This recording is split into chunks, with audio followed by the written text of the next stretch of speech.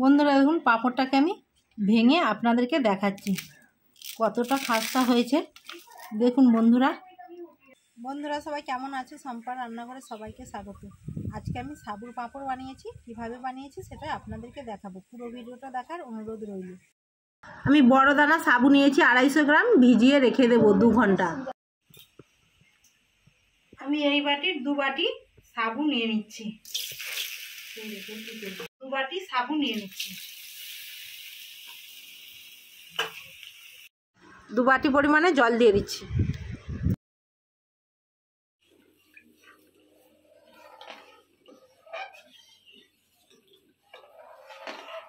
আপনাদের যেমন সাবু সেই পরিমাণে জল দিয়ে দেবেন।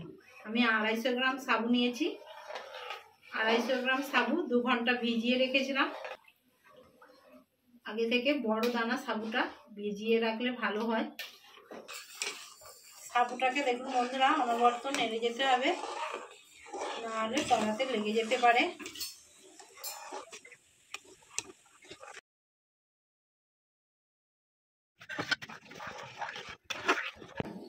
এবার আমি স্বাদ মতো নুন দিয়ে দিচ্ছি।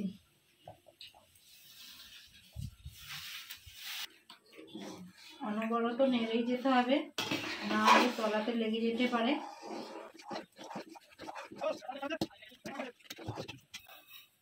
চিলি ফ্লেক্স দিয়ে দিচ্ছি।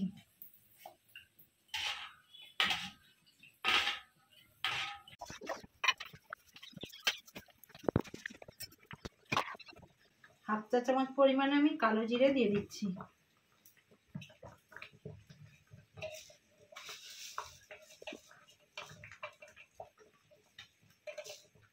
এক চা চামচ পরিমাণে আমি গোটা জিরে দিয়ে দিচ্ছি।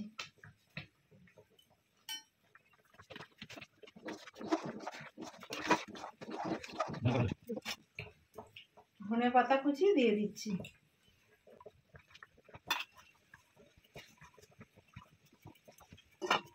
আপনারা চাইলে জোয়ানও আছে দিতে পারেন। এবার আমি নামিয়ে নিচ্ছি।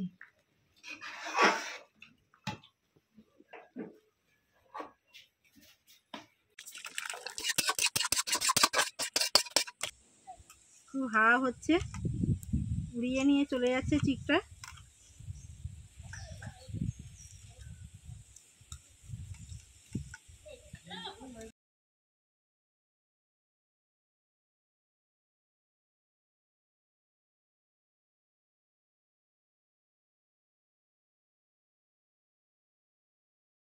আমি পাঁপড়গুলো সারাদিন রোদে দিয়ে শুকিয়ে নেব। বন্ধুরা দেখুন আমি সকাল থেকে পাঁপড়গুলো সকালে মিলে দিয়েছিলাম, আপনাদেরকে দেখিয়েছিলাম। বিকেল হয়ে গেছে, এবার আমি পাঁপড়গুলো তুলে নিচ্ছি। আবার দেখাচ্ছি তো, হাত মারতেছি।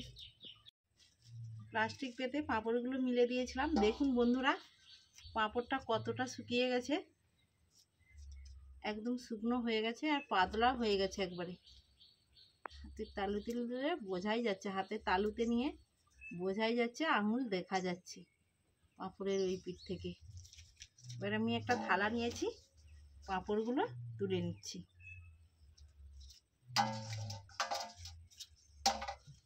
দেখুন বন্ধুরা কত ছোট হয়ে গেছে। এগুলো তেলের মধ্যে দিলে আবার বড় হয়ে যাবে। বন্ধুরা দেখুন পাঁপড়গুলো আমি তুলে নিয়ে চলে এসেছি। দেখুন বন্ধুরা কত সুন্দর পাঁপড় তৈরি হয়ে গেছে। দুটো থালাতে ভর্তি করে তুলে নিয়ে চলে এসেছি। এবার ভেজে আপনাদেরকে দেখাবো। আমি তেল বসিয়ে দিয়েছি, তেল গরম হয়ে গেছে। সাবুর পাঁপড়টা ভেজে নিচ্ছি।